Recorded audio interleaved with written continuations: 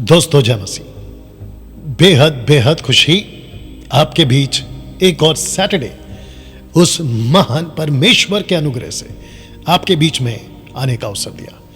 एक अच्छी ताली बजाकर हम प्रभु यीशु को महिमा देंगे।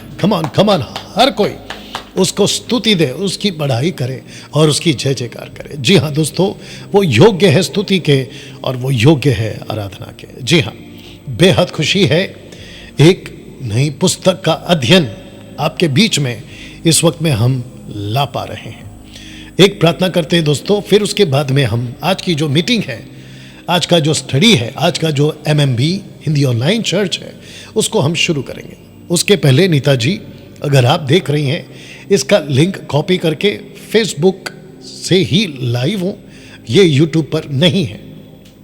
जी हाँ, इसकी लिंक कॉपी करके आप व्हाट्सएप ग्रुप MMB का जितना भी है उसमें आप इसको डाल दीजिएगा ना। दोस्तों एक प्रार्थना करते हैं और शुरू करते हैं। आइए प्रार्थना करते हैं। सृष्टिकर्ता पिता यीशु के नाम से इस वक्त आपके महान हाथों में परमेश्वर खुद को देते हैं परमेश्वर, और प्रार्थना करते हैं प्रभु जी यीशु के नाम से जितने लोग छूट रहे हैं प्रभु, एक एक व्यक्ति इसी वक्त यीशु के नाम में आपके वचन को समझ सके, ऐसे प्रकाशन, ऐसे अद्भुत बातों के साथ यीशु के नाम में परमेश्वर अभी इसी वक्त आपका महान हाथ उनके ऊपर आने पाए। आदर, महिमा, सम्मान सब कुछ आपको देते हैं और ये प्रार्थना यीशु के नाम से मांगते हैं, आमीन। जी हाँ दोस्तों, प्रभु को महिमा देंगे इस वक्त में। बेहद बेहद खुशी के साथ आपके बीच एवरी सैटरडे मैं आता हूं। आशा करता हूं कि आपको मेरी जो आवाज है वो साफ पहुंच रही या, और इस वक्त में आपको बताता चलूं कि कुछ बातें हम पहले रखेंगे अनाउंसमेंट के तौर पे, फिर उसके बाद आज की जो बातें हैं आपके बीच में वचन जो है वो चलाया जाएगा। जी हाँ दोस्तों, या परफेक्ट, ओके। सबसे पहले हम चाहते हैं कि आपको बताते चलें, मसीह मंथन बैठक Hindi online church every Saturday आपके बीच में आता है, और जिसके चलते मैं समझता हूं कि परमेश्वर अद्भुत तरीके से देश और विदेश में लाखों लोगों के लिए ये ऑनलाइन चर्च आशीषित रहा है अभी तक, और मैं समझता हूं कि आगे भी आप सभी लोग परमेश्वर के राज्य के लिए बढ़ चढ़कर आप जो हैं परमेश्वर की महिमा मसीह मंथन बैठक के इस प्लेटफॉर्म से, ऑनलाइन चर्च से आप लोग जो हैं सीखते जाएंगे। दोस्तों, मसीह मंथन बैठक एक बड़े दर्शन के साथ भारत में, भारत के बाहर कई देशों में, विदेशों में परमेश्वर के राज्य को फैलाने के लिए खरी शिक्षा के क्षेत्र में यह काम कर रहा है। जी हाँ, आपने बिल्कुल ठीक सुना। और जिसके चलते ऐसे 3 प्लेटफॉर्म्स हैं जहां से मैं आपके बीच में आता हूं। एक है फेसबुक, और मुझे बेहद खुशी है कि 10 दिन के गैप के दरमियान में मैं समझता हूं कि हजारों लोग, 1,000 फॉलोवर्स बढ़ रहे हैं। अभी तक परमेश्वर की दया से 1,03,000 फेसबुक फॉलोवर्स जुड़ चुके हैं मेरे साथ नहीं, यीशु की खरी शिक्षाओं के साथ। जी हाँ, यीशु की खरी शिक्षाओं के साथ। डैनियल राज क्या करता है? डैनियल राज का एक ही मकसद है, यीशु की बातों को जैसा लिखा है वैसे ही हम प्रचार कर सके। लिखा है आपके स्क्रीन के ऊपर, आप देख लीजिएगा, पहला पत्रस उसका 4 अध्याय वचन 11 लिखा है कि यदि कोई भूले तो ऐसा भूले मानो परमेश्वर का वचन।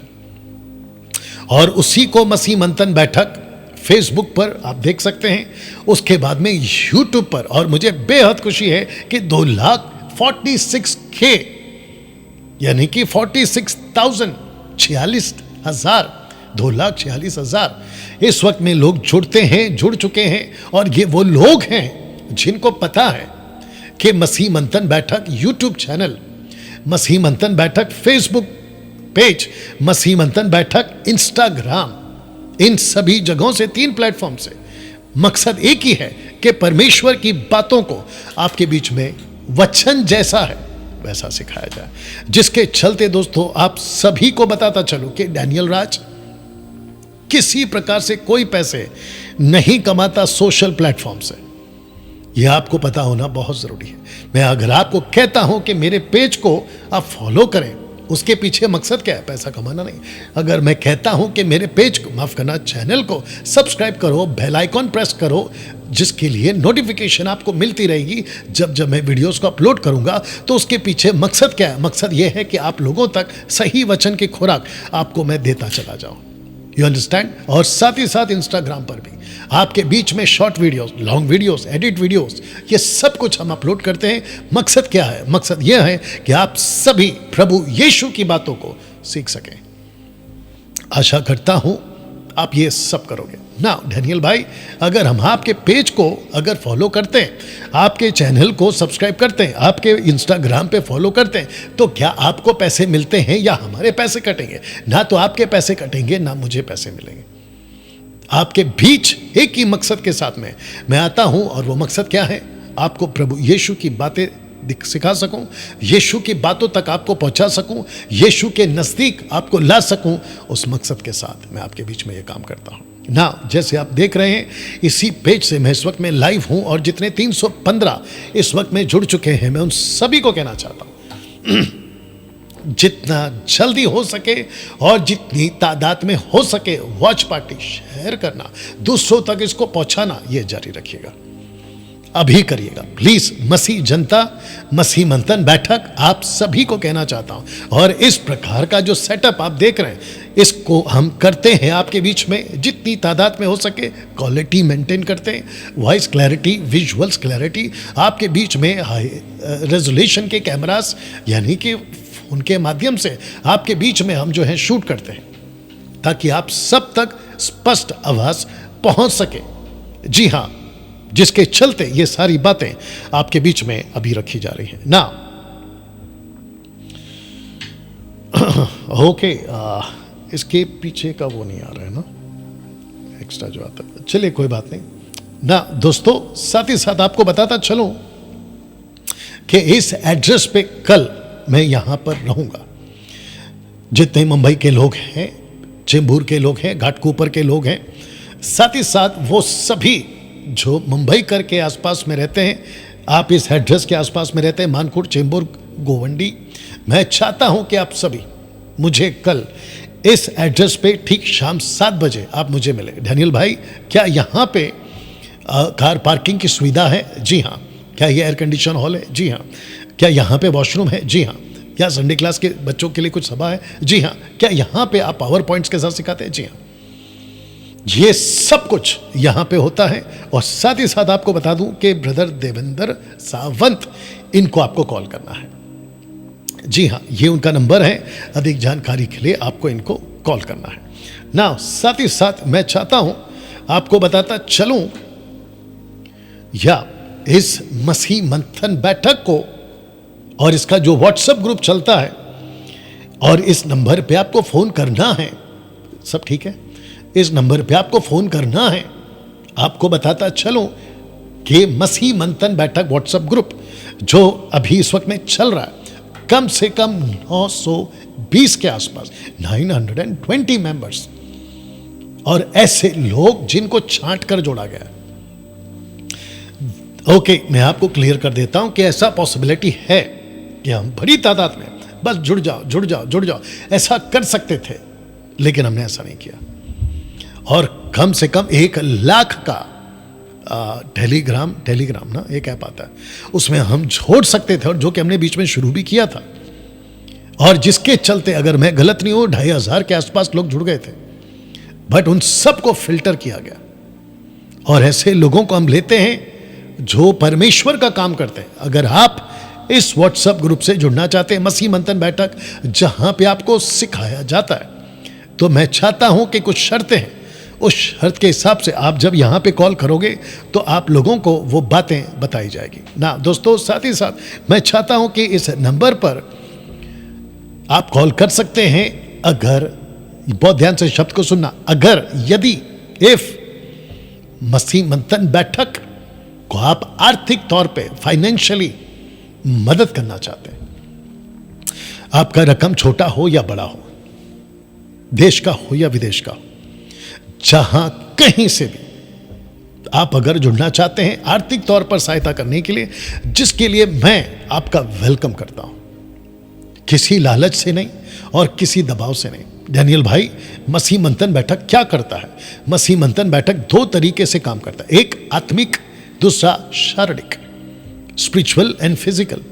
एक है फेलोशिप और एक है एनजीओ, और जिसके माध्यम से हम लोगों की सहायता करते हैं बहुत सारी चीज़ों में, और जिसके लिए खूब पैसा लगता है, और जिसके लिए मैं आपका वेलकम करता हूं कि आइए मसीह मंथन बैठक को सपोर्ट करिए फाइनेंशियली।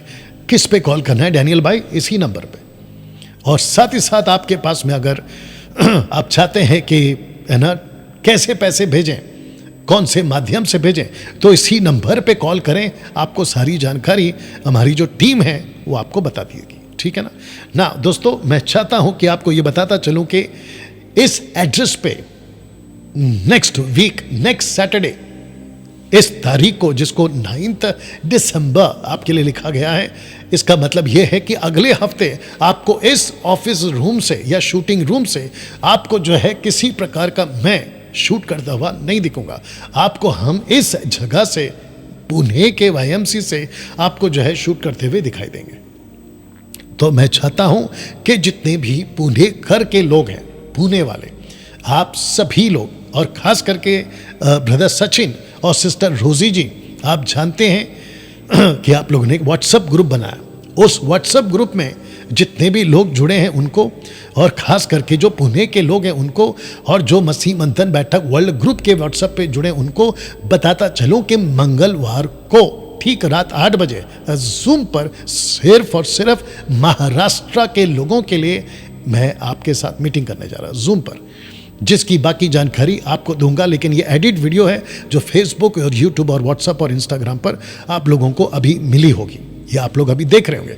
तो मैं चाहता हूं कि आप सभी मंगलवार को, इसी मंगलवार को, यानी कि आज से ठीक 3 दिन बाद, आप लोग जो हैं जूम पर मेरे साथ में जुड़ेंगे। जूम की आईडी या जो जूम का कनेक्ट करते हैं लिंक, वो सब कुछ आपको व्हाट्सएप ग्रुप में मिलेगा। आशा करता हूं कि आप समझ गए हैं ना दोस्तों। बेहद खुशी है कि नीडी पीपल और न्यू पीपल के लिए एक प्रार्थना टीम हमने बनाई है, और वो प्रार्थना टीम आपके लिए प्रार्थना करती है। तो जिसको प्रार्थना की जरूरत है, हम चाहते हैं कि आप लोग इस नंबर पे कॉल करें। टोटल 3 नंबर है, और वो आपको यहां से प्रार्थना के लिए सहायता करेंगे। बेहद खुशी है कि मैट्रिमोनी स्टार्ट हो चुका है, और जिसके लिए कुछ मेंबर्स जुड़ चुके हैं। 500 रुपये 500 इसका रजिस्ट्रेशन फ़ी है, और इस नंबर पे आपको फ़ोन करना है, और इसके बाद बाकी जो जानकारी आपको दे दी जाएगी। और याद रखिए, ये सिर्फ और सिर्फ मसीह मंथन बैठक के मेंबर्स के लिए है, सबके लिए नहीं है ना दोस्तों। मुझे बेहद खुशी है, मैं यहाँ थोड़ा ठहराव के साथ या रुककर आराम से इस बात को कहना चाहूँगा कि मसीह मंथन बैठक 2024 में कुछ 9 जगहों पर या 9 स्टेट्स में कॉन्फ्रेंस करने जा रहा है, एमएमबी कॉन्फ्रेंस। और जिसमें आप देख सकते हैं, एक है गुजरात, दूसरा है गोवा, तीसरा है दिल्ली, चौथा है पंजाब, 5वां है शिमला, 6वां है वेस्ट बंगाल, 7वां है छत्तीसगढ़, 8वां है पुणे ब्रैकेट में महाराष्ट्र के किसी भी जगह पे कर सकते हैं, लेकिन पुणे में अभी फिलहाल कंफर्म हुआ है, और रांची झारखंड। और जैसे जैसे वक्त बढ़ेगा या जैसे जैसे नज़दीक आएंगे मंथ ऑफ जैन से या फेब से, इन सब के जो लीडर हैं, आपको किसको फ़ोन करना है, इन सभी जगहों पर मीटिंग कहाँ होगी, कौन सी जगह पे डैनियल राज आ रहे हैं, कौन से टाइम पर आ रहे हैं, कौन से दिन पे आ रहे हैं, कौन सी जगह पे आ रहे हैं, इन सब के बाद जानकारी या डिटेल्स आपको जो है उस व्यक्ति के माध्यम से, जिसका नंबर हम यहाँ से फ्लैश करेंगे नंबर के साथ में और नाम के साथ में, वो बहुत जल्द होगा। तो जिसके चलते मैं चाहता हूं कि मसीह मंथन बैठक और खरी शिक्षाओं के फॉलोवर्स, आप लोग जहां कहीं से भी हैं, अगर आप जुड़ना चाहते हैं इन सभी स्टेट्स में, मैं आपका वेलकम करता हूं।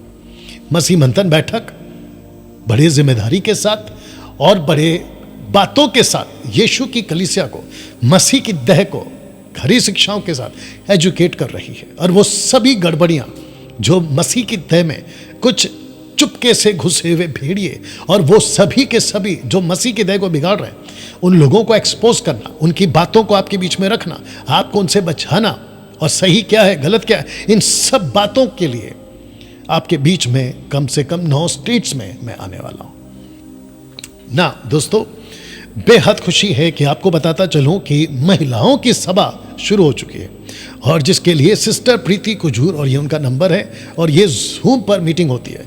हम चाहते हैं कि आप सभी जो है सिस्टर को कॉल करेंगे और वो आपको जो है बाकी जानकारियां देंगे ना। दोस्तों, आपको बताता चलूं कि 24 दिसंबर यानी कि 24 दिसंबर शाम 7 बजे से 10 बजे तक आपके बीच में क्रिसमस प्रोग्राम इस एड्रेस पे हो रहा है। सब ठीक है आवाज?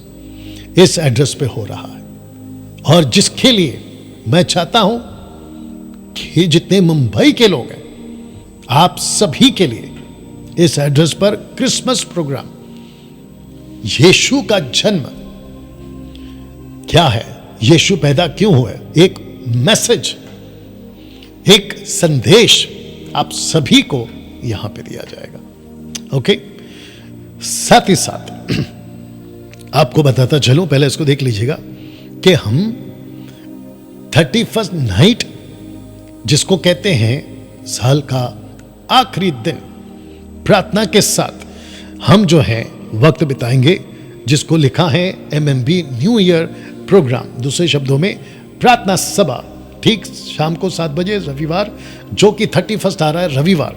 इसी एड्रेस के ऊपर आपके बीच में हम जो है आपको मिलेंगे। तो जितने मुंबई करके लोग हैं, आपको बताता चलूं कि इस एड्रेस पे आपके साथ में हम एक जो है 31st नाइट प्रोग्राम यहां पे करेंगे, प्रार्थना के साथ, वचन के साथ, वचन की सेविकाएं के साथ। जी ओके, नाउ हम चाहते हैं कि पहले आप इसको देख लें, और उसके बाद आपको बताता चलूं कि 26 जनवरी को आप वक्त को देख लीजिएगा, ये आ रहा है शुक्रवार को, और वक्त है सुबह का 11 बजे। जी हाँ, सुबह का 11 से लेकर शाम के 4 या 5 बजे तक आपके बीच में मैं डैनियल राज एक स्पेशल टीचिंग के साथ 26 जनवरी को इसी एड्रेस पे, ACF प्रेयर हॉल चेंबूर, इसी एड्रेस पे मैं आपको मिलूंगा। और हम चाहते हैं कि जितने भी मुंबई करके लोग हैं, आप सभी यहां पर आ सकते हैं। कैसे होगा, रजिस्ट्रेशन है या नहीं है, लंच का क्या अरेंजमेंट है, फूड पैकेट का क्या अरेंजमेंट है, इन सब की बातें आपको आने वाले दिनों में आपको हम बताते चले जाएंगे ना। दोस्तों, आज प्रभु भोज है, ये देख लीजिएगा, आज प्रभु भोज है। ओके, तो जैसे मैंने यहां पे अपनी तैयारी की है, मैं चाहता हूं कि आप भी अपनी तैयारी कर लें। जी हाँ, जितने ऑनलाइन प्रभु भोज लेते हैं, आप सभी अपनी तैयारी कर लें इसी वक्त। जी, आपको बताता चलूं कि ऐसे हम हर महीने करते हैं, every month first Saturday, every month second Saturday Poona में प्रभु भोज होता है। चलिए, आशा करता हूं कि आपने तैयारी कर ली होगी ना। दोस्तों, सबसे पहले मैं चाहता हूं कि यह वचन आप पढ़ लें, और इस वचन को आपके बीच में मैं पढ़ने जा रहा हूं। लिखा है कि कुत्तों से चौकस रहो। फिलिपियों की किताब उसका 3रा अध्याय वचन 2, लिखा है कि कुत्तों से चौकस रहो। दूसरी लाइन, उन बुरे काम करने वालों से चौकस रहो। तीसरी लाइन, उन काट-कूट करने वालों से चौकस रहो। और ये उसका इंग्लिश ट्रांसलेशन। ओके ना, सबसे पहले मैं चाहता हूं कि डैनियल भाई, ये वचन क्या बाइबल में है? जी हां, ये वचन बाइबल में है। क्या बाइबल ऐसी भाषा इस्तेमाल करती है? जी हां, पौलुस ने किया है। कुत्तों से चौकस रहो, कुत्तों से चौकस रहो। अब आपके मन में प्रश्न उठ रहा होगा कि बाइबल इतना सख्त और पौलुस इतने कठोर शब्द कैसे इस्तेमाल कर रहा है और क्यों, तो आपको बताता चलूं कि पौलुस के वक्त में, उसके बाद पहली सदी की कलीसिया के वक्त में, दूसरी सदी, तीसरी सदी, 21वीं सदी, आज ऐसे बहुत सारे कुत्ते जो मसीह के देह में गड़बड़ी का काम कर रहे हैं, और जिसके लिए पौलुस और प्रभु का वचन कहता है, बाइबल, के कुत्तों से चौकस रहो, उन बुरे काम करने वालों से चौकस रहो और उन काट कूट करने वालों से चौकस रहो। थर्ड लाइन काट कूट का सर्कमसाइज से कनेक्शन है। बुरे काम करने वालों, ईवल वर्कर्स और कुत्ते, इसका कनेक्शन क्या है डैनियल भाई? आप इस वचन को आज क्यों रख रहे हैं? शिक्षा देने से पहले, पतरस की किताब की स्टडी देने से पहले आप इन बातों को क्यों रख रहे हैं, तो मैं आपको बताता चलूं। मसीह मंथन बैठक का मैं एमएमबी डायरेक्टर आपके बीच जागरूकता का अभियान कुछ 3 साल से चला रहा हूं, और साथ ही साथ जिसके चलते आपको जागरूक कर रहा हूं कि किन से बचना है, कभी डायरेक्ट तो कभी इनडायरेक्ट, कभी किसी का फोटो दिखाकर तो कभी किसी का सिर्फ हरकत दिखाकर, कभी किसी का नाम दिखाकर तो कभी उसकी बातें दिखाकर। लेकिन आज इसको मैं जारी रखूंगा अभियान को, लेकिन आज सिर्फ इस वचन को रखकर और एक व्यक्ति का नाम आपके बीच में रखूंगा, और उस व्यक्ति का नाम है राजेश स्टीफन, जिसको हमने नाम दिया है परेशान आत्मा। अब मैं आपको बताता हूं कि वो क्या कर रहा है।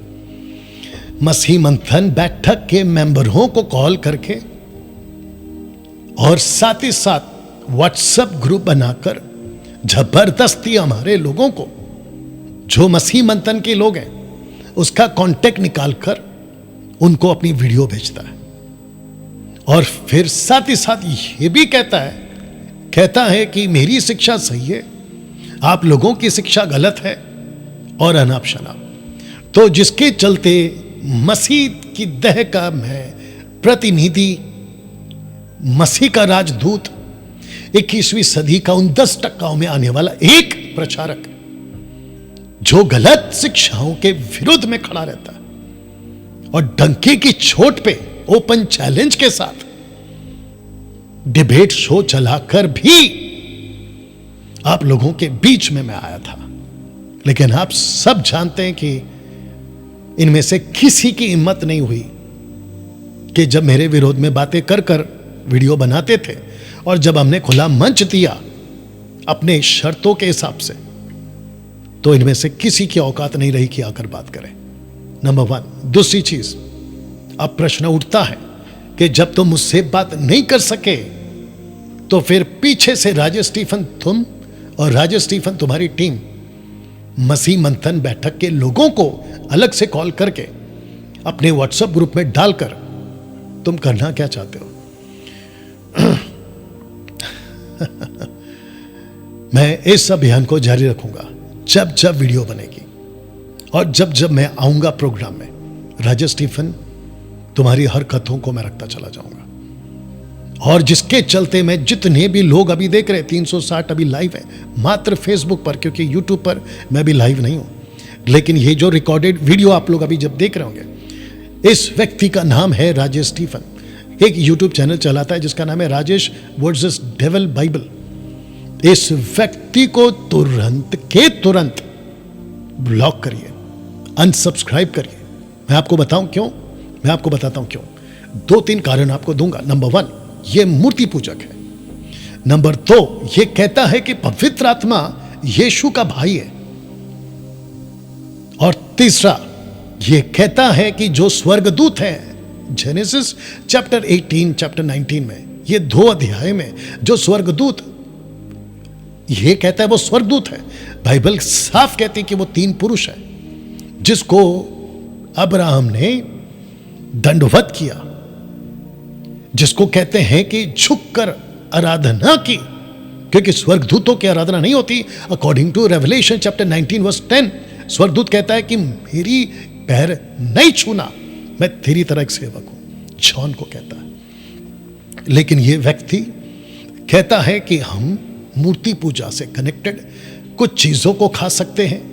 यह कहता है कि पवित्र आत्मा यीशु का भाई है, और फिर ऐसी कुछ कुछ स्टेटमेंट्स और न जाने बहुत सारी टीचिंग में, और जिसके चलते जब मसीह मंथन बैठक का ये एक क्षेत्र में हाउस चर्च लीडर था, हमने इसको वहां से निकाल दिया यही कारणों से। तो जिसके चलते ये वचन आप सभी को फेसबुक, यूट्यूब, इंस्टाग्राम पर ये एडिट वीडियो आप लोग अभी देख रहे हैं। इस व्यक्ति का नाम है राजेश स्टीफन। जितनी जल्दी हो सके आपको इसको अनसब्सक्राइब, अनफॉलो या फिर ब्लॉक करना। और मसीह मंथन के जितने भी लोग हैं, मैं आप सभी को कहना चाहता हूं कि जैसे ही आपको पता चलता है कि इनका या इनका कोई भी व्यक्ति इनकी वीडियोस या अनाप शनाप बकवास, तो आपको एक ही काम करना है, सीधा ब्लॉक। कोई चर्चा नहीं, कोई बातचीत नहीं, सीधा ब्लॉक। कुत्ते जब भौंकते हैं तो उनसे बात क्या करना है, आपको आगे बढ़ना है। जैसा कि मैं हमेशा कहता हूं, हाथी चले बाजार, कुत्ते भौंके हजार। तो जिसके चलते मेरा फर्ज है कि ऐसे लोगों से मैं आपको जागरूक करता चला जाऊं ना। दोस्तों, आज का विषय आपके बीच में रखने जा रहा हूं। जितने फेसबुक पे अभी लाइव जुड़ चुके हैं 390 के आसपास, मैं सबको कहना चाहता हूं जितना हो सके शेयर करें, वॉच पार्टी करें और अभी करें। ओके। हाँ, सबसे पहले आपके बीच में बताता चलो कि डैनियल राज ने कुछ किताबों की अध्ययन ऑलरेडी दे दिए, जैसे कि द बुक ऑफ जेनेसिस, उत्पत्ति के किताब का पूरा वर्स बाय वर्स अध्ययन आपको दे चुका हूं। The book of Daniel verse by verse अध्ययन आपको दे चुका हूं। रेवलेशन की किताब वर्स बाय वर्स आपको दे चुका हूं। 400 समाचार की किताबें और बाकी कुछ किताबों की अध्ययन, जैसे कि इब्रानियों की किताब का पुस्तक, याकूब की किताब का पुस्तक, और अभी चल रहा है या पहला पतरस, फिर दूसरा पतरस, फिर उसके बाद पहला यूहन्ना, दूसरा यूहन्ना, तीसरा यूहन्ना, यूदा और प्रकाशित वाक्य ऑलरेडी दे चुका हूं। दोस्तों, इन अध्ययनों को बारीकी से स्टडी कर आपके बीच में हम लेकर आते हैं। तो जिसके चलते मैं समझता हूं कि पतरस की पुस्तक का अध्ययन जो कि आज शुरू हो रहा है, जी हां, आज शुरू हो रहा है, ये थंबनेल बनेगा इसका, और साथ ही साथ ये आपका जो प्लेलिस्ट है उसमें जुड़ जाएगा। तो मैं चाहता हूं कि इस पुस्तक के अध्ययन में मैं आपका वेलकम करूं। तो सबसे पहले लिखा है कि अध्याय 1, पतरस की पुस्तक का अध्ययन बाय डैनियल राज। और मैं चाहता हूं कि यह वचन जो मुझे बड़ा अच्छा लगता है इस आदमी का, जिसका नाम है पतरस कैफा, इसने कहा, यदि कोई भोले तो ऐसा भोले मानो परमेश्वर का वचन। तो जिसके चलते आज आपके बीच में इसका अध्ययन हम कराने जा रहे हैं ना। सबसे पहले आपके स्क्रीन के ऊपर एक क्वेश्चन मार्क है। क्वेश्चन मार्क ये है, पतरस कौन था? जी हां दोस्तों, पतरस प्रभु यीशु का पहला चेला, जिसको कहते हैं first disciple of Jesus Christ. ये पहला चेला था ना। यूहन्ना की किताब उसका 1:44, the book of John chapter 1 verse 44 लिखा है कि फिलिप्पुस तो अंद्रियास और पतरस के नगर बेतसदा का निवासी था। पतरस कहां का था? तो लिखा है कि बेतसदा, बेतसदा। ये जो मैप है आप इसको देख सकते हैं। जिस क्षेत्र में यीशु पतरस को मिले या गए, वहां के ज्यादातर लोग एक काम करते थे और वो था मछली पकड़ना, जिसको कहते हैं फिशरमैन, मछली पकड़ने वाले ना। बेतसद, इसका अर्थ क्या है? अगर इसको दो टुकड़े करें, आपस में इसको दो टुकड़ा कर बताएं, तो आप यहां पे देख सकते हैं। इन हिब्रू बेत मीन्स हाउस एंड जेद means both hunting and fishing. तब जाकर कहते हैं बेतसदा। इसका मतलब है मछली पकड़ने का घर, मछली पकड़ने का घर, हाउस ऑफ फिशरमैन। पतरस कौन था? मछली पकड़ने वाला ना। इन सभी क्षेत्रों में पतरस यहां होता था। और इसकी अलग विशेषता है, कि यीशु ने पतरस को क्यों चुना जो मछली पकड़ने वाला था, इसके ऊपर फिर कभी बात करेंगे। लेकिन ये जानकारी आपको दे दूं कि इस तरह पतरस जो है अपना क्षेत्र में काम करता था ना। आप ये ऊपर पहले पढ़ लेंगे, लिखा है कि नए नियम में सबसे ज्यादा नाम पतरस का है। दूसरा, यीशु ने सबसे ज्यादा बात पतरस से की थी। तीसरा, सबसे ज्यादा डांट भी पतरस को ही मिली थी। चौथा, सबसे ज्यादा तारीफ भी पतरस को ही मिली थी। पांचवा, शैतान नाम सिर्फ पतरस को ही मिला था कि तू शैतान है, अगर आप इस बात को जानते होंगे। मत्ती की किताब 16 अध्याय।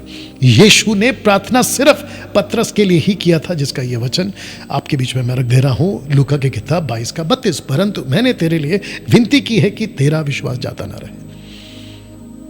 या ये सब कुछ आप बाद में पॉज करके आप पढ़ सकते हैं और आप इसकी जानकारी हासिल कर सकते हैं ना। ये सब कुछ हम आपके बीच में क्यों रखते हैं, ताकि आपको बेसिक स्टडी, बेसिक जानकारी मिल सके। तो मैं वापस कह देता हूं कि नए नियम में सबसे ज्यादा नाम पतरस का, यीशु ने सबसे ज्यादा बात पतरस से की, सबसे ज्यादा डांट भी पतरस को ही मिली, सबसे ज्यादा तारीफ पतरस की को ही मिली या उसकी होती थी। पतरस को शैतान कहा, सिर्फ पतरस को और पतरस के लिए ही प्रार्थना भी किया, क्योंकि पतरस एक ऐसा व्यक्ति था जिसको हम समझते हैं कि परमेश्वर ने अद्भुत तरीके से इस्तेमाल किया 4 किताबों के माध्यम से। पतरस ने कहा तू मसीहा, परमेश्वर पिता जिसको हम कहते हैं ऑलमाइटी गॉड, उस व्यक्ति ने जिसका नाम है पतरस, उसको रिवील किया, उसको प्रकाशन दिया कि जिस यीशु को तू जिसके पीछे चल रहा है 3.5 साल से, वो कोई और नहीं है, ये वही मसीहा है जिसकी प्रोफेसी दानियल ने, जिसकी प्रोफेसी कई नबियों ने करी थी।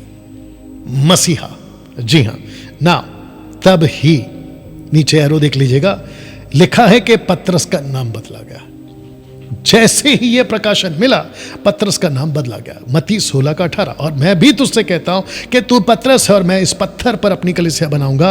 अरामिक में कैफा और ग्रीक में पेट्रोस, जिसका अर्थ होता है रॉक, पत्थर, जो कि वचन आपके बीच में रखा गया है। बहुत सटीक और बहुत अर्थ के साथ परमेश्वर अपने लोगों को चुनता है और अपना काम वो करता है ना। पतरस ही था जिसने पहला कदम रखा था, यहां भी और यहां भी। आप ये 2 जगह देख सकते हैं। क्यों? क्योंकि पतरस को पता था, जब यीशु को उसने पानी पे चलता हुआ देखा, पतरस ने बाकी जितने 11 चेले बोट में दुबक कर, छुप कर, डर कर बैठे थे, आंधी है, तूफान है, मर जाएंगे, XYZ। पतरस ही था, पता नहीं क्या हुआ उसके साथ में। उसने जैसे ही यीशु को पहचान लिया, उसने कहा कि अगर आप हो मैं भी चलूंगा। पतरस था जिसने फर्स्ट टाइम, उसके बाद किसी ने नहीं, क्योंकि रिकॉर्ड नहीं है इसलिए कह रहा हूं, यीशु के बाद अगर कोई पानी पे चला, यह शख्स था जिसका नाम है पतरस। यह पतरस ही था जो यीशु की कब्र में पहला पैर रखा, क्योंकि भागा पहले यूहन्ना, उसके पीछे से भागा पतरस। यूहन्ना पहुंच चुका था लेकिन उसने कदम नहीं रखा, लेकिन जब पतरस पीछे से पहुंचा, वो अंदर गया, जिसका रिकॉर्ड आपकी बाइबल करती है ना। मैं आपको फिर से याद दिलाता चलूं कि जितने फेसबुक पर अभी देख रहे हैं, क्या आप शेयर कर रहे हैं, क्या आप दूसरों तक इसको बांट रहे हैं, क्या ये जानकारी आप लोगों तक पहुंचा रहे हैं, प्लीज करिएगा। पतरस ने ये रूप देखा था, पतरस ने ये रूप देखा था। पतरस ने यीशु को इस तरीके से उसका रूपांतर होते हुए देखा था। बाइबल कहती है कि यीशु के वस्त्र इतने सफेद थे कि कोई धोबी भी इतना साफ नहीं धो सकता था, चमकता हुआ। और पतरस ने यह दृश्य देखा था। उसने एलिया को देखा, उसने मूसा को देखा, और उसने यह आवाज सुनी ऊपर से आते हुए, ये मेरा प्रिय पुत्र है, इसकी सुनो, इसकी सुनो। मूसा की नहीं सुनना है, एलिया की नहीं सुनना है। और ये जितने भी प्रॉस्पेरिटी और सो कॉल्ड पावर मिनिस्ट्री जो चलाते हैं ना, इनको भी कह दूं कि तुम अभी भी मूसा की सुन रहे हो, अभी भी तुम एलिया की सुन रहे हो। अगर अभिषेक के पीछे भाग रहे हो, अगर व्यवस्था के पीछे भाग रहे हो, तुम अभी भी मूसा और एलिया की सुन रहे हो। जबकि ऊपर से आवाज आई, मेरे बेटे की सुनो, मेरा बेटे की सुनो। इसका मतलब है यीशु की सुनो। यहां ऐसे बहुत सारे ग्रुप हैं, यहां ऐसे बहुत सारे पास्टर्स हैं, यहां बहुत सारे बाइबल टीचर हैं जो सबके पीछे चलाते हैं जैसा उनको ठीक लगता है। लेकिन उन 10% में जिसमें मैं खुद की गिनती करता हूं, आपको हम यीशु के पीछे चलाते हैं। पतरस का इनकार करना चारों पुस्तकों में, यीशु और उसके जितने लेखक हैं और यह बात को बताना चाहते थे कि पतरस ने पहले यीशु का इनकार किया और उसके बाद जिसको कहते हैं ना कि जो जख्मी शेर होता है, वो साधारण जो शेर होता है ना, उससे डबल खतरनाक होता है। जो व्यक्ति नीचे गिरता है और जब वो उठता है तो बड़ी तेजी के साथ उठता है, जो पीछे जाता है वो बड़ी ताकत के साथ आगे आता है। पतरस का गिरना, यीशु का इनकार करना, उसके अंदर की जो तड़प लौट कर आई, ये चारों किताबों ने रिकॉर्ड किया ना। वो पतरस ही था जिसको कहा भेड़ों की रखवाली कर, पतरस ही था। इसने कहा, मैं 3 बार यीशु को कहा, मैं नहीं जानता, नहीं जानता, नहीं जानता। यीशु ने 3 बार कहा, मेरी भेड़े, मेरी भेड़े, मेरी भेड़े, रखवाली कर, उनको चरा। इसके ऊपर मैं अलग से वीडियो बना चुका हूं ना। दोस्तों, अभी तक कैसा लग रहा है, आप कैसा महसूस कर रहे हैं, आप मुझे फेसबुक पे, आप कमेंट्स में जैसा ठीक लगे आप लोग डालकर बता सकते हैं। हैशटैग मसीह जनता के नाम से भी डाल सकते हैं। वाह, पतरस की परछाई ने कई लोगों को चंगा किया। आप ये चित्र देख सकते हैं। पतरस एक मात्र ऐसा डिसाइपल जिसको परमेश्वर ने इतनी ताकत दी कि पतरस, तेरे हाथों से तो चमत्कार होगा, सब कुछ तेरे हाथों से तो कराऊंगा, लेकिन एक ऐसा वक्त आएगा कि तू इतना फेमस हो जाएगा, मैं तुझे ऐसा अनुग्रह दूंगा कि तेरी परछाई से लोग ठीक होंगे। और यह दृश्य वही है कि जहां जहां पतरस की परछाई पड़ती थी लोग ठीक हो जाते थे। क्या डैनियल भाई आज हो सकता है? बिल्कुल हो सकता है। क्या प्रभु आज चमत्कार करता है? बिल्कुल करता है, मैं इस बात को मानता हूं। क्या आज भी ऐसा कुछ करवा सकता है? बिल्कुल करवा सकता है। लेकिन उन सब से बच के रहो जो ऐसा करके यीशु के नाम पर पैसे कमाते हैं, पैसे का डिमांड रखते हैं, कभी तेल बेचते हैं तो कभी पानी बेचते हैं। ऐसे लोगों से आपको बच के रहना है, क्योंकि पतरस अगर चाहता उस वक्त लाखों करोड़ों रुपए कमा सकता था, लेकिन उसने ऐसा कोई शर्त नहीं रखा।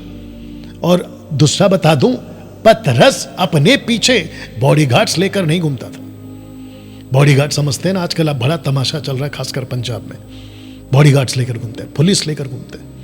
तुम डरपोको, अगर इतना डर है तो सेवा में उतरे क्यों? और ये तामझाम क्यों, ये तमाशा क्यों, और साबित क्या करना चाहते हो?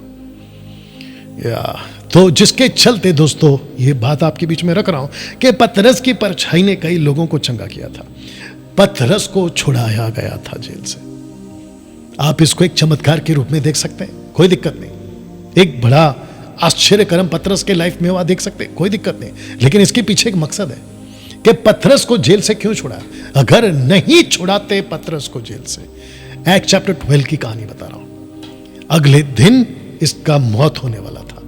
लेकिन इसका मौत नहीं हो, क्योंकि यीशु ने कहा था, पढ़ लीजिए यूहन्ना 21:18 में, मैं तुझसे के सच सच कहता हूं, जब तू जवान था तो अपनी कमर बांधकर जहां चाहता था वहां फिरता था, परंतु जब तू बूढ़ा होगा, जब तू बूढ़ा होगा, इसका मतलब है जब वो यहां था तो वो जवान था, लेकिन जब वो, एक जगह की फोटो दिखाऊंगा, जब वो रोम पहुंचा, वहां तक पहुंचने तक ये बुढ़ा हो चुका था। तो यीशु ने कहा, मैं तुझे यहां से इसलिए छुड़ा रहा हूं क्योंकि काम बहुत करना है। सब मर रहे थे। याकूब का गला काटकर मार दिया गया था, पतरस तब भी था। स्टीफन को पत्थर से मार दिया गया, ये तब भी था। एक्ट चैप्टर 8 में लिखा है कि कलीसिया तितर बितर हो गई। पौलुस सबको मार मार कर और कितनों को कत्ल कर कर कितनों को जेल खाने में डाला था। उसके बावजूद पतरस था। क्यों? क्योंकि यीशु चाहता था कि ये आखिर तक, यानी कि बुढ़ापे तक, बहुत सारी कलीसियाओं को स्थापित करे, बहुत सारी बातों को रखे और उसके बाद मरे।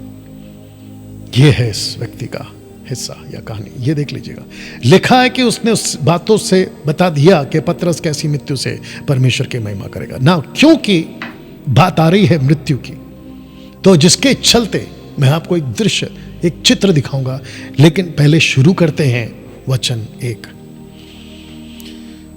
तो लिखा है कि आइए शुरू करते हैं अध्याय 1 से, पतरस की पुस्तक अध्याय 1 और वचन 1। Are you ready for this? आइए पढ़ते हैं।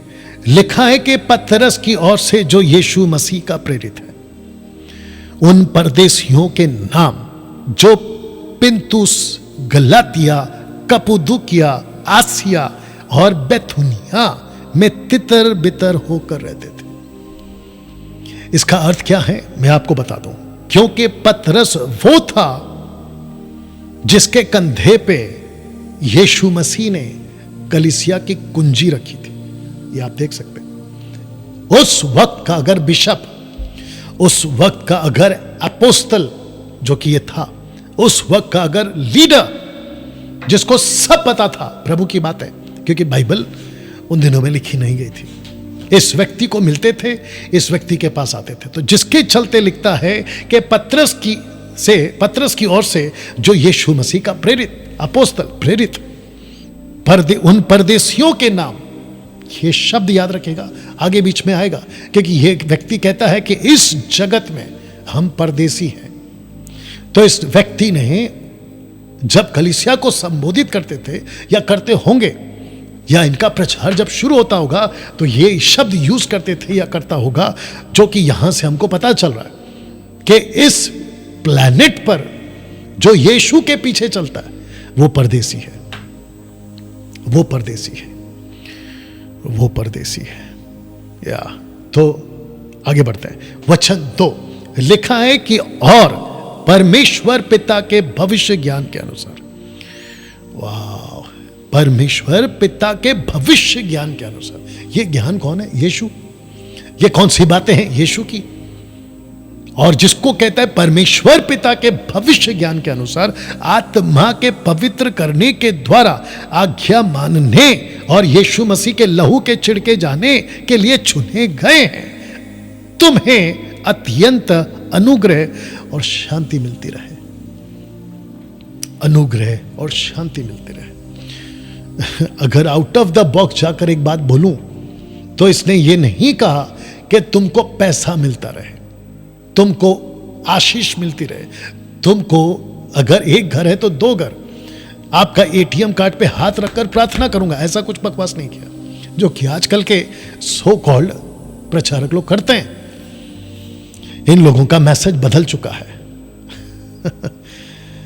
तब जाकर पौलुस का वो स्टेटमेंट, पहला पत्र 4 अध्याय वचन 11, ऐसा प्रचार करो जैसा करना चाहिए, ऐसा वचन बोलो जैसा बोलना चाहिए। और यही वजह है कि डैनियल राज के मुंह से आपको ऐसी बातें सुनने मिलेगी। हम आशीष के पीछे नहीं भागते, बल्कि आशीष हमारे पीछे भागती है। हम चंगाई के पीछे नहीं भागते, चंगाई हमारे पीछे भागती है। हम पैसे के पीछे नहीं भागते, पैसे हमारे पीछे भागती है। लेकिन कुछ प्रचारक हैं मुंबई में भी, पंजाब में भी और पूरे विश्व में, कहते हैं कि आशीष को मांगो, आशीष को मांगो। कुछ वर्षीपरों ने तो आशीष के ऊपर गाना तक गा दिया, आशीष दे, आशीष दे, आशीष दे। बताइए।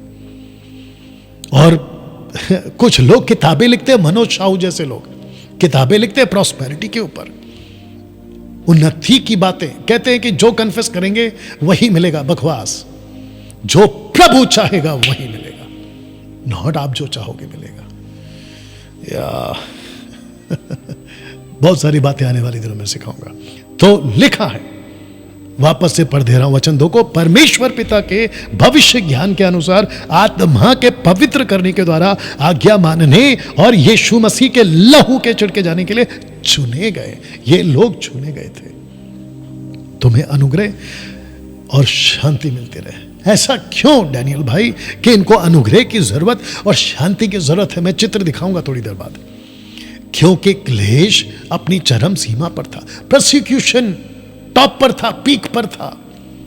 जो मसीह होते थे पकड़ पकड़ कर मार दिया जाता था, जो यीशु की बातें करते थे उनका कत्ल कर दिया जाता था, राह चलते बीच सड़क पर खड़ा करके पत्थरों से मार दिया जाता था, जलते तेल में या फिर कढ़ाई में उनको डाल दिया जाता था। बच्चों का कत्ल, जानवरों के सामने उनको फेंक दिया जाता था, शेर, हाइना, कुत्ते, इन सब के आगे फेंक दिया जाता था।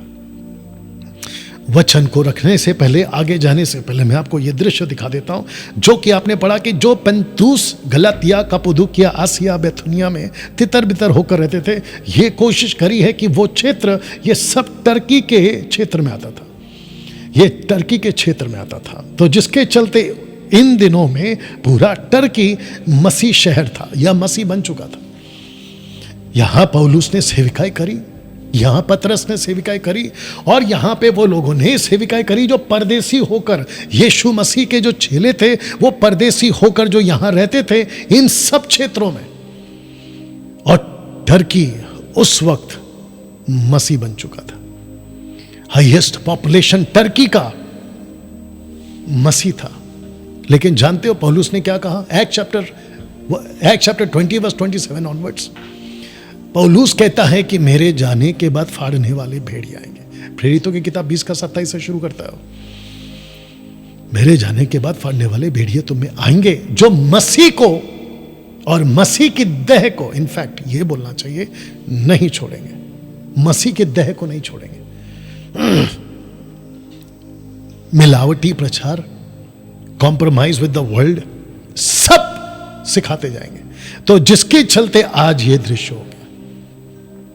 आप देख सकते हैं कि मुस्लिम्स सबसे ज्यादा हाईएस्ट पॉपुलेशन पे आज टर्की में पाया जाता है। Atheist, Christians, other religion, Buddhist, Jewish और बाकी जितने हैं, आप देख सकते हैं कि क्रिश्चियंस और ज्यूइश, आप देख लीजिए कहां है।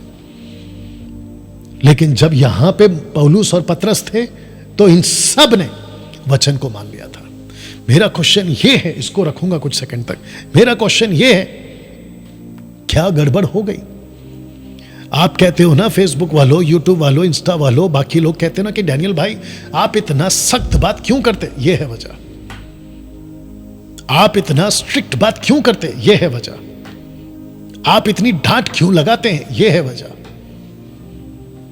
और 5 साल 10 साल और रुक जाइए, जो कि शुरुआत हो चुकी है। कलीसिया ठंडी पड़ गई है, सेवक का प्रचार बदल चुका है।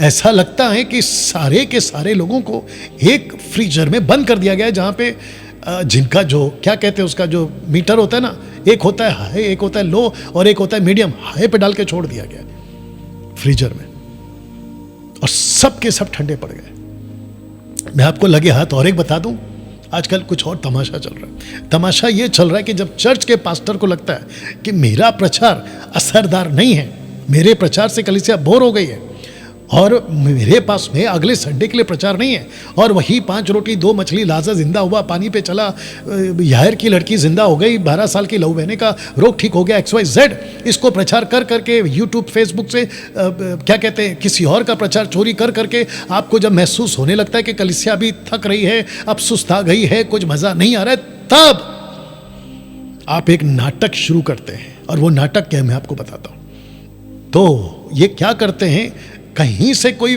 YouTube में अगर कोई फेमस पास्टर होगा, या उसका प्रचार अच्छा होगा, या फिर वो तड़कता भड़कता कुछ स्टेज के ऊपर कुछ तमाशा करता होगा, नीचे फेंकना, उठाना, फूंक मारना, ठपाक ठपाक करके तेल पानी के द्वारा ऐसा कुछ करना, उसको ढूंढते हैं। और फिर अनाउंसमेंट होता है चर्च में, कहते हैं कि देखिए जी, अगले महीने 3 दिन, अगले महीने 2 दिन, अगले महीने का 1 दिन हम कोई बड़े हॉल में एक प्रभु के बड़े दास को बुला रहे हैं, आप लोग सब आइएगा। खुद को क्या कहते हैं, चर्च को तो बुलाते हैं, लेकिन दूसरे पास्टर को भी बुलाते हैं, दूसरे चर्च के लोगों को भी बुलाते हैं। फिर लगती है टिकट, फिर रजिस्ट्रेशन चार्ज, और फिर कहते हैं कि आपको प्रभु आशीष देगा इस मीटिंग से।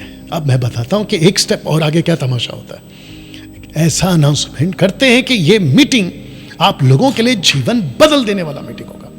जब प्रभु का दास आएगा, जब वो प्रार्थना करेगा, जब वो प्रचार करेगा, आप आशीषित हो जाओगे। उसी मीटिंग में जो उस मीटिंग का होस्ट या वर्शिपर या पास्टर जो होस्ट कर रहा होता है, उसके मुंह से पहला शब्द यह निकलता है कि आज की मीटिंग में कोई भी व्यक्ति खाली हाथ नहीं जाएगा। मीटिंग समाप्त होते होते मैं आपको बताऊं तमाशा क्या होता है, सुनिएगा ध्यान से। उसी मीटिंग में अगली मीटिंग की हैंडबिल बन रही होती है, या छप रही होती है, या फिर बांट रहे होते हैं, या अनाउंसमेंट हो रहा होता है। कहते हैं कि देखो जी, नेक्स्ट मंथ प्रभु का एक और बड़ा दास आ रहा है, उस मीटिंग में भी आना आपको। तो मेरा क्वेश्चन ये है कि इस मीटिंग को लेकर जिसको अभी तुमने बुलाया, ये वादा किया था चर्च के लोगों को, उन्हीं के पैसे से तुमने मीटिंग रखी, उसी रजिस्ट्रेशन के पैसे से तुमने उसका फ्लाइट टिकट होटल सब कुछ किया, उसकी ऑफरिंग का पैकेट भी बनाया, तो पब्लिक को क्या बोलकर तुमने उल्लू बनाया? तुमने ये बोलकर उल्लू बनाया कि इस मीटिंग में आओ आपको आशीष मिलेगी। तो मेरा क्वेश्चन ये है, उसी मीटिंग में अगली मीटिंग का फिर हैंडबिल क्यों? तो इसका मतलब यह है कि तुम कन्फेस कर चुके हो कि यह मीटिंग फेल हो गई। ओ डैनियल भाई, आप कैसे बोल सकते हैं कि फेल हो गए? क्योंकि उस मीटिंग में लोग जब प्रभु का दास हाथ रखकर नीचे गिरा रहा था तो लोग नीचे गिर रहे थे, उनको पवित्र आत्मा मिल रहा था, फेल कैसे हो गए? हे पागल, इसके पिछली मीटिंग में भी तो गिरे थे। तो फिर वो क्या था? जब वो वहां गिरे थे तो यहां क्यों गिर रहे हैं? और अगर यहां गिर रहे तो फिर अगली मीटिंग में फिर गिरेंगे, वो क्या है? और जिसको मैं हमेशा कहता हूं कि तुम इतना गिरते हो, कितने गिरे हुए हो तुम तो गिरते हो और ऐसों को बुलाते हो जो गिराता है। किसी पास्टर की, मुंबई, महाराष्ट्र, कहीं की भी अगर तुम्हारे अंदर दम है, ऐसी एक मीटिंग रखो और मुझे बुलाओ, और फिर तुमको पता चलेगा दूध का दूध, पानी का पानी। ओल्ड टेस्टमेंट में रेफरेंस याद नहीं आ रहा है, यशाया, यिर्मयाह ये प्रोफेसी कर चुके हैं कि मेरी भेड़ों को तुम चरवाहों ने सूखा घास खिलाया। हरा घास कहां है? हरा घास हम जैसे 10% खरे प्रचारकों के पास, हम जैसे 10% खरे प्रचारकों के पास है। ऐसी नौबत क्यों आ गई? क्योंकि जो पहली सदी के लोग थे ना, पतरस, इन लोगों ने खूब मेहनत किया था। ये जो तितर बितर होकर रहने ना, इन्होंने खूब मेहनत किया था, लेकिन उसके बाद के जो सेवक आए ना, उन्होंने बेड़ा गर्क कर दिया। और आपको पता है, सुसमाचार जो रॉकेट की तरह फैलना चाहिए था, तेजी की तरह, चीते की तरह फैलना चाहिए था, उसमें धीमापना क्यों आ गया? जरा सोच के देखिए। आज मसीहत ऐसी हो गई है कि मैं बचा, मेरा घर बचा, फिनिश। मुझे सत्य पता चल गया, फिनिश। बाकी को नहीं पता चलेगा। और उसी चक्कर में पूरी जिंदगी खत्म हो जाती है कि पास्टर जी प्रार्थना कर दो, प्रार्थना कर दो, प्रार्थना कर दो, प्रार्थना कर दो। आशीष नहीं है, बच्चे पढ़ नहीं रहे हैं, हस्बैंड का प्रॉब्लम, वाइफ का प्रॉब्लम, नौकरी का प्रॉब्लम, बिजनेस का प्रॉब्लम, पता नहीं क्या क्या प्रॉब्लम। मेरा क्वेश्चन ये है, ऐसे लोग कहां हैं? ऐसे लोग कहां हैं? आपका फोकस आशीष क्यों बन गया? आपका फोकस यीशु का काम क्यों नहीं बन रहा है? सोच के देखिए आप। जब चर्च में कोई नया पास्टर आता है या कहीं पे नई मीटिंग में आप जाते हैं, माफी चाहता हूं जो शब्द यूज कर रहा हूं आपको अच्छा नहीं लगेगा, मुंबई, महाराष्ट्र, पूरे विश्व से कह रहा हूं, ऐसा लगता है कि लाइन में खड़े होकर तुम भीख मांग रहे होते हो। कोई सूट वाला, कोई सफेद कोट वाला, कोई काला कोट वाला, कोई विदेशी, कोई अफ्रीकन, अमेरिकन, भारतीय कोई आता है और पुलपिट पे खड़ा होता है, कहता है कि किस किस को आशीष चाहिए, अपना हाथ उठा। तुम ऐसे भागते हो जैसे भिखारी लोग भागते हैं खाने के लिए प्लेट लेकर, जबकि यीशु साफ कह चुका है कि जिसको भी प्रार्थना की जरूरत है मेरे पास आओ। यीशु कहता है दरवाजा बंद कर, मत्ती की किताब उसका 6वां अध्याय वचन 5, 6, 7। यीशु कहता है पिता से प्रार्थना कर। यहां पे क्या चल रहा है? आप भाग रहे हैं किसी के पीछे और वो तुमको भगा रहा है। और इसमें होता क्या है मैं आपको वो भी बताता चलूं। इसमें होता यह है कि व्यक्ति फेमस हो रहा है, व्यक्ति के पॉकेट भर रहे हैं, व्यक्ति का सब कुछ तरक्की हो रहा है, और जिसने मीटिंग रखी है उसका भी हो रहा है। लेकिन आपके साथ क्या हो रहा है? मेरी बाइबल मुझे कभी नहीं कहती कि धक्के खाओ। जिस बाइबल को मैं 30 साल से पढ़ रहा हूं, मुझे कहीं पढ़ने को नहीं मिलता कि किसी सेवक के पीछे भागो, मुझे पढ़ने मिलता कि यीशु के पीछे भागो। तो जिसके चलते दोस्तों ये हालत है, आज ये हालत है, जबकि उस वक्त में यह था, पूरा टर्की यीशु को जान चुका था। लेकिन आज देखिए पूरा बदल चुका है। यही तो शैतान का काम है ना। वचन 3 आपके बीच में रखने जा रहा हूं, बहुत ध्यान दीजिएगा। 460 पीपल जितने लाइव हैं उन सबको कहना चाहता, खूब शेयर करिए, लोगों तक पहुंचाइएगा, और खास करके उन लोगों तक पहुंचाइएगा, ऐसे सेवकों तक पहुंचाइएगा, और ऐसे प्रचारकों तक पहुंचाइएगा, और ऐसे इवेंट करने वाले उन लोगों तक पहुंचाइएगा जो मसीह के देह को बरगला रहे हैं और धोखे में रख रहे हैं। वचन 3 लिखा है कि हमारे प्रभु यीशु मसीह के परमेश्वर और पिता का धन्यवाद दो। यीशु, जिसने मसीह यीशु को मरे हुओं में से जी उठने के द्वारा या जी उठाने के द्वारा अपनी बड़ी दया से हमें जीवित आशा के लिए नया जन्म दिया। यह था यीशु का सुसमाचार, यह था वो जज्बा, यह था यीशु को पेश करने का तरीका सेवकों का। वचन 4 अर्थात एक अविनाशी निर्मल अजहर मिरास के लिए जो तुम्हारे लिए स्वर्ग में रखी है। कौन सी आशा है हमारे पास? यीशु के पास इकट्ठा होने की आशा, जिनकी रक्षा परमेश्वर की सामर्थ से विश्वास के द्वारा उस उद्धार के लिए जो आने वाले समय में प्रकट होने वाली है की जाती है। एक दिन इसी प्लेनेट पर, बहुत ध्यान से सुनना, हिंदू मुस्लिम सिख ईसाई बुद्धिस्ट इन सब को कह रहा हूं, इस प्लेनेट पे एक दिन यीशु आएगा। वचन 6 इस कारण तुम मगन होते हो। अब इन सब के पीछे, ये सब वचन के पीछे मकसद क्या मैं रखूंगा, इस कारण तुम मगन होते हो। यद्यपि अवश्य है कि अब कुछ दिन तक नाना प्रकार की परीक्षाओं के कारण दुख में हो। यह दुख आपके बीच में रखूंगा। वचन 7 और यह इसलिए है कि तुम्हारा परखा हुआ विश्वास आग से ताए हुए नाशवान सोने से भी कहीं अधिक बहुमूल्य है। यीशु मसीह के प्रकट होने पर प्रशंसा और महिमा आदर का कारण ठहरे। अब वचन 8 को पढ़िए। उससे तुम बिन देखे प्रेम रखते हो, अब तो उस पर बिन देखे विश्वास करके ऐसे आनंदित और मगन होते हो जो वर्णन से बाहर और महिमा से भरा है। तो मैं आऊंगा, उसके ऊपर लिखा है दुख में हो, कुछ दिन तक नाना प्रकार की परीक्षाओं के दुख में हो। कलीसिया पहली सदी में दुख में थी। क्यों? ये चित्र देख लो। लिखा है कि प्राचीन रोम के सम्राट नीरो ने शहर में आग लगा दी थी, जानबूझकर आग लगा दी थी। और उस वक्त नीरो बांसुरी बजा रहा था। Roman emperor Nero played his lyre and sang while the city of Rome burned during the great fire of Rome in 64 AD। अब मैं आपको बताता हूं कि इसके पीछे की वजह क्या है। वजह यह है कि जब रोम के नीरो ने आग लगा दी तो वहां एक प्रकार का हल्ला मच गया, और इस नीरो को यह करना था कि वहां दो लोग थे, एक था पतरस और एक था पौलुस, और मसीहत उस दिनों में बड़ी तेजी से फैल रही थी। तो नीरो ने क्या किया, उसने कहा कि ये जो शहर में आग लगी है ये कुछ लोगों की वजह से लगी है, और वो जो लोग हैं जिन्होंने आग लगाई है वो मसीह लोग हैं। तो नीरो ने सिपाही भेजे और जिस जिस घर में मसीह लोग होते थे उन सबको पकड़ पकड़ कर कत्ल कर देते थे। भारी सताव का वक्त 64 AD to 67 AD। और पतरस और पौलुस दोनों महान प्रेरित रोम ही में मारे गए 64 to 67 AD में। तो ऐसा बोल सकते कि 70 AD में इन दोनों को जो है रोम सम्राट के हाथों मार दिया गया था। ये दोनों अपोस्तल, ये था यहूदियों का प्रेरित और वो था अन्य जातियों का प्रेरित, और इन दोनों को एक ही सरकार ने, रोम की सरकार ने, और नीरो के दिनों में दोनों को कत्ल कर दिया गया था। तब जाकर पौलुस कहता है कि ये कुछ दिन के क्लेश है, कुछ दिन का दुख तुमको है।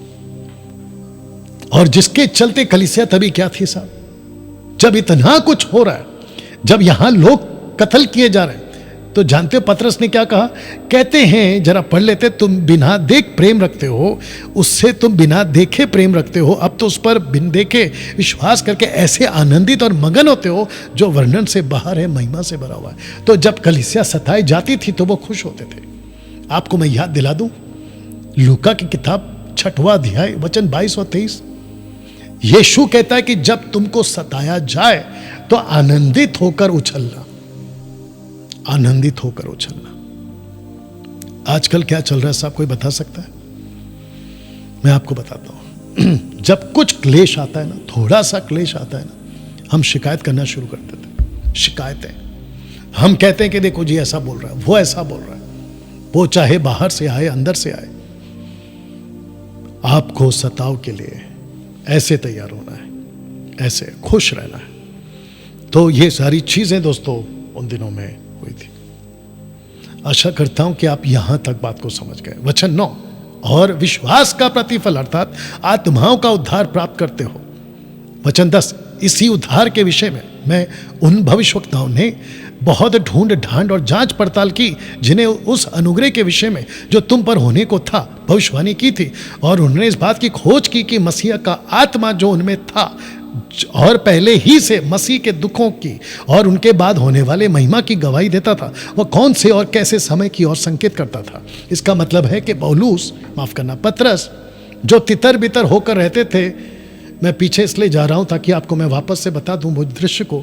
यहां जो तितर बितर होकर रहते थे, पिंतुस, गलतिया, कपुदुकिया, आसिया, बिथनिया, तितर बितर होकर रहते थे, उन सबको पतरस अपना पहला लेटर लिख रहा है और उनको इनकरेज कर रहा है कि सताव बहुत है, हम चल रहे हैं, हमारे को कत्ल किया जा रहा है, ढूंढ ढूंढ कर लोगों को मारा जा रहा है। ऐसे टाइम पर तो वो इनकरेज कर रहा है कि तुमको याद होना चाहिए कि हम किस यीशु के पीछे चल रहे हैं। वो यीशु जिसकी जांच पड़ताल की गई, जिसको ठीक से ढूंढ ढांड कर जांच पड़ताल कर कर उस प्रॉफिट्स के, जिसके अंदर परमेश्वर की आत्मा ने प्रोफेसी कराई थी, उस यीशु के पीछे हम चल रहे हैं। और वो किसकी ओर संकेत करता है?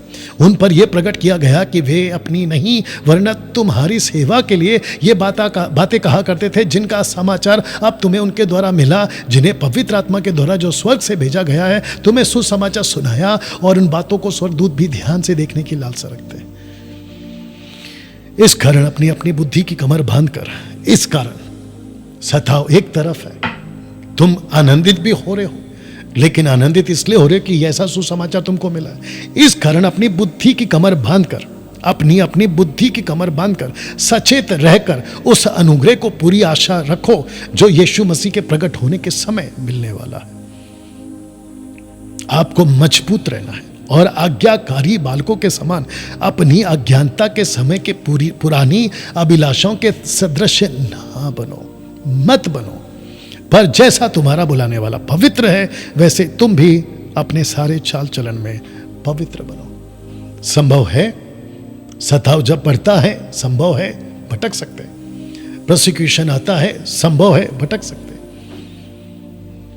तो लेखक उनको एनकरेज करता है ना। वचन 16, क्योंकि लिखा है पवित्र बनो क्योंकि मैं पवित्र हूं। जबकि तुम हे पिता कहकर उससे प्रार्थना करते हो, जो बिना पक्षपात हर एक के काम के अनुसार न्याय करता है, तो अपने परदेसी होने का समय भय से बिताओ। मैंने क्या कहा था आपसे कि जब वो लिखता था लेटर, तो उनको यही कहता था कि हम परदेसी हैं, हम परदेसी हैं, हम परदेसी हैं। दोस्तों कैसा लग रहा है अभी तक?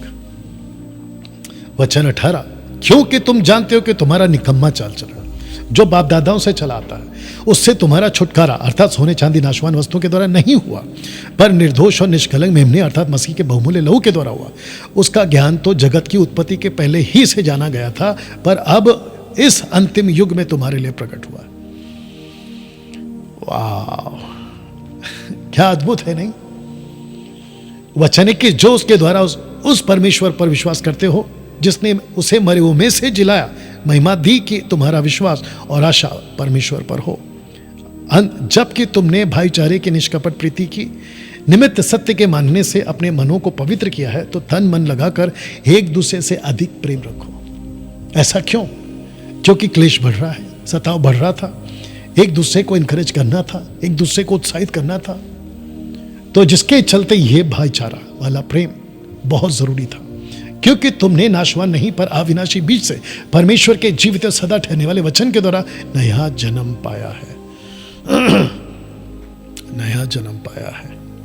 वचन 24, ये सेकेंड लास्ट स्क्रिप्चर है, क्योंकि हर एक प्राणी घास के समान है, उसकी सारी शोभा घास के फूल के समान है। घास सूख जाती है और फूल झड़ जाता है, परंतु प्रभु का वचन युगान युग स्थिर रहता है। और यही है सुसमाचार का वचन जो तुम्हें सुनाया गया है। आज आपके बीच डैनियल राज यही काम कर रहा है।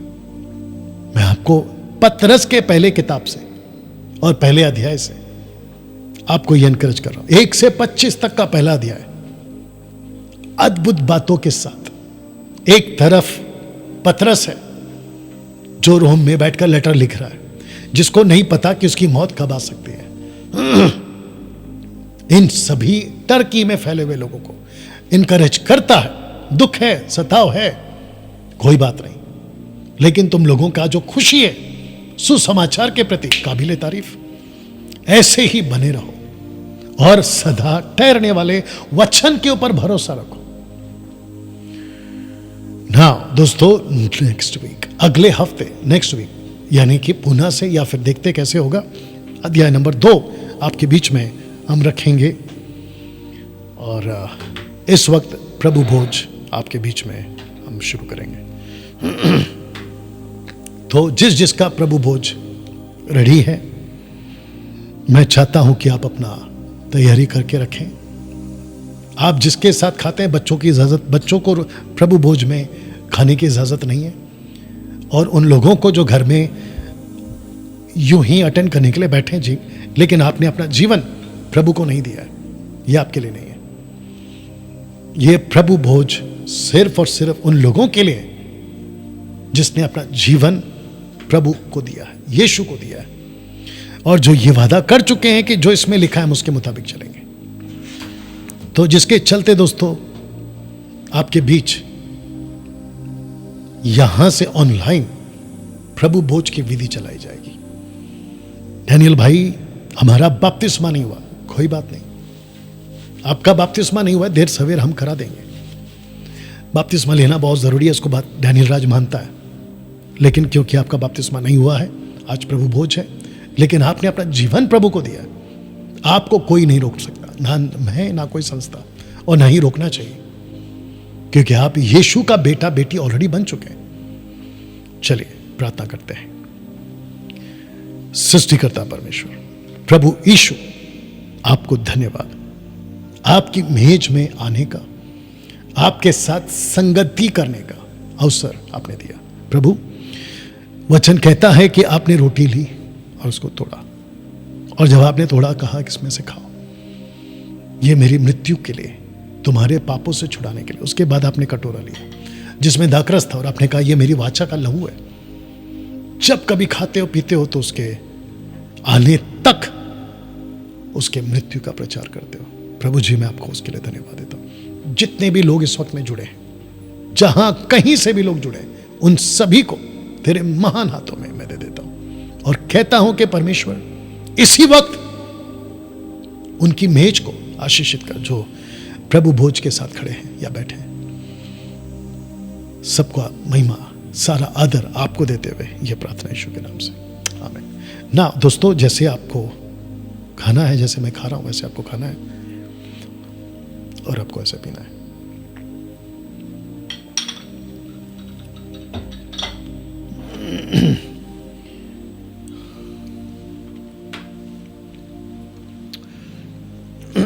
कुछ सेकंड्स मैं आपको दे रहा हूं, लेकिन जिस स्लाइड पे मैं खत्म करूंगा वो स्लाइड आपके लिए रख देता हूं। फिर उसके बाद